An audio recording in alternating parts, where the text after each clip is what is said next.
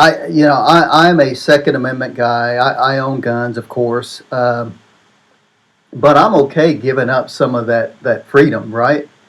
We had to give up some of that freedom after 9/11. I'm okay with waiting 3 days, 5 days, or whatever to get my firearm if I go out and purchase another firearm. Tulsa Police Chief advocates for giving up some rights for the good of the public safety. One of our forefathers said when you give up one, you probably will lose both.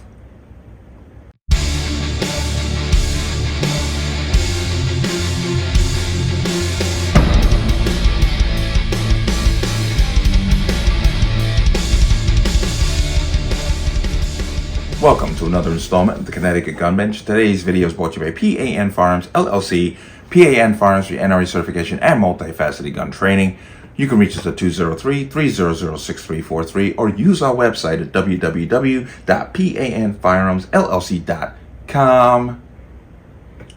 As always, there's going to be a link in the description box, and if you like my channel, like my content and what I do here, you can support me with the link in the description box. Everything is appreciated. But let's talk about this. Now, Tulsa Police Chief, his name is Wendell Franklin, went onto a radio show, and basically was advocating for a 9/11 style response to gun violence in this country. And he basically mentioned the mall shooting in Allen, Texas, as one of the foundations for his opinion. And it's the same thing. Tulsa is a dangerous city. They have a lot of shootings, but it's misdirected because what he's advocating for is, once again, is like any gun control law. It's only as good as the people who will follow it. And he's advocating for something that criminals are not going to follow. So the violence in this city it's not going to change. It might actually get worse as these criminals become bolder and bolder. But I want to go ahead and play there's two sections here, and then we'll come back and I just want to talk on it. So I'll go ahead and play that for you. To begin, after the St. Francis shooting, you said you would leave gun laws up to the state legislature, but by the end of that month, you had told media outlets that permitless carry was causing problems in Tulsa, and you reiterated that point after the mass shooting at Allen Outlet Mall in Texas last month. So my first question is, what led you to decide to speak out? Well, because I don't think that we're moving the needle on anything. I compare what we're faced with 9/11. So 9/11 occurred, and it totally transformed America. Here we are today, where we've recognized that we have some issues that need to be addressed, and we are operating as though everything is normal, and I don't think everything is normal. So you've also criticized a lack of regulation of untraceable ghost guns and straw purchasing. Recently, you indicated you would support regulating the purchasing of high-powered weapons like AR-15s. Is there anything you can add to that list today? I'm a Second Amendment guy. I own guns, of course, but I'm okay giving up some of that freedom, right? We had to give up some of that freedom after 9/11. I'm okay with waiting 3 days, 5 days, or whatever to get my firearm if I go out and purchase another firearm. I'm okay with a pause to allow for weapons to be purchased and allow the government and the gun companies to look at the background and do a thorough check before that gun goes to someone. Okay, so in December you told me the Second Amendment was tricky. How do you balance changes that you believe will prevent crime with enforcing laws made by lawmakers who believe the Second Amendment means expanding firearm access?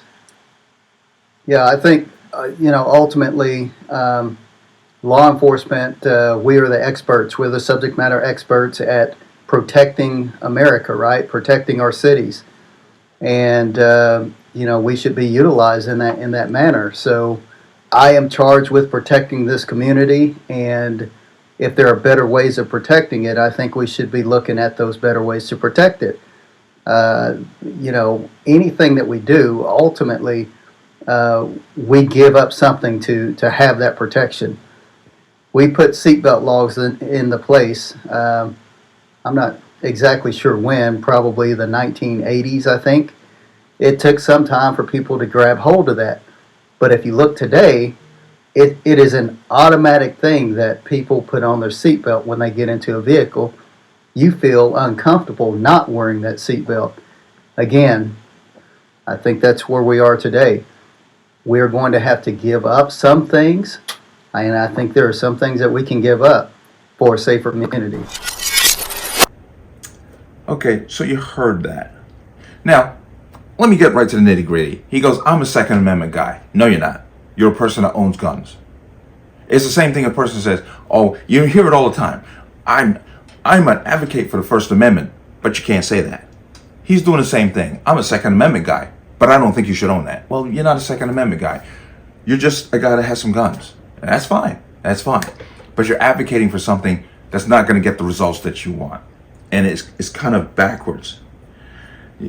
Now, and of course, they always bring up to do background checks. If you go into a gun store, you must do a background check. Now, individual sales, one person to another is dependent on state law. If that person selling that gun wants to cover themselves, they should do it through a gun store to just make sure that they're 100% clean in the transaction. But that's a state issue. But delving into 9/11 and comparing 9/11 to the gun violence, that's a real weak straw man's argument. Okay, 9/11 terrorist attack. What's happening on our streets is a lack of enforcement. Because if you look at every single one of these people that got picked up with illegal guns or in a crime, you're going to find out they have a long history of criminal activity that they just seem to get a slap on the wrist and push back out on the street. And as a police chief, he should know that. And he should actually be advocating for the church, the courts, to step up and do what they need to do. But he goes again and he delves into the seatbelt laws. Went back, he says in the 1980s, we had seatbelt laws and then, they became mandatory. Well, you're going to have to show me in the Constitution where it says driving is a right. It's the same thing as saying you're putting a muzzle on free speech. Well, we had seatbelt laws in the 1980s and became mandatory. You can't say this because I don't like it. Because that's what a lot of what's going on right now with the First Amendment is a lot of people calling anything they say offensive. This is a dangerous road to walk down. Very dangerous road to walk down. Because the government is really big on taking your rights and very incredibly slow pace to give them back. Okay? Now,